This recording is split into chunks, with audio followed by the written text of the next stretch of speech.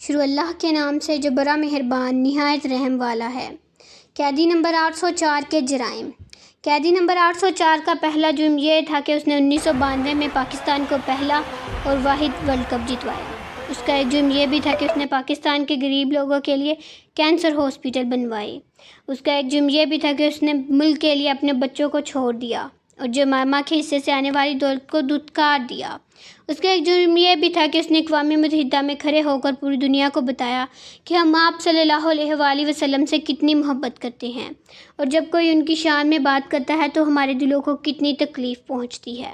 اس کا ایک جرم یہ بھی ہے کہ اس نے کہا کہ امیر اور غریب کے لیے قانون برابر ہونا چاہیے۔ اس کا ایک جرم یہ بھی ہے کہ اس نے عالمی برادری کے سامنے کشمیری اور فلسطینی مسلمانوں پر ہونے والے ظلم کے خلاف آواز اٹھائی۔ اس کا ایک جرم یہ بھی ہے کہ اس پر حملہ ہوا اور وہ مسکرا کر ہاتھ ہلاتا رہا اور مکے کا ہاتھ نشان بنایا۔ اس کا ایک جرم یہ بھی ہے کہ اس نے غلامی قبول نہیں کی اور اپنے ملک کے لوگوں کو بھی کہتا رہا کہ ہم کوئی غلام ہے جو غلامی قبول کرے۔ اس کا ایک جرم یہ بھی ہے کہ اس نے امریکہ کو اپنے اڈے دینے سے انکار کر دیا اور ایبسلیوٹلی نوٹ کہا۔ اس کا ایک جرم یہ بھی ہے کہ اس نے عوام کے اندر شعور پیدا کر دیا۔ اس کا ایک جرم یہ بھی ہے کہ وہ عوام سے کہتا رہا کہ خوف کے بت کو توڑو، ہم اللہ کے سوا کسی سے نہیں ڈرتے کیونکہ موت اور زندگی اللہ کے ہاتھ میں ہے۔ اس کا ایک جرم یہ بھی ہے کہ وہ عوام کے اندر کی خودداری کو جگانے کے لیے پوری جدوجہد کرتا رہا۔ ایک انسانوں کا جنون آنے والا ہے۔ پاکستان ایک قوم بن چکا ہے۔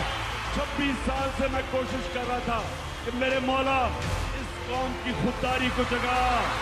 میں دیکھ رہا ہوں کہ پاکستان کو ایک 176 ووٹ ملے۔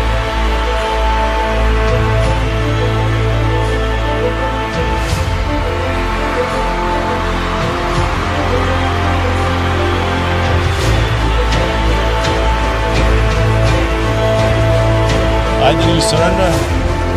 I ask myself this question. And my belief is, La ilaha illallah, there is no God but one. انہی سب جرموں کی پاداش میں وہ آج جیل میں ہیں۔ تو میرا پاکستانیوں سے یہ سوال ہے، جو سب اس نے کیا، کیا یہ جرم ہے؟ کیا یہ کرنا جرم تھا؟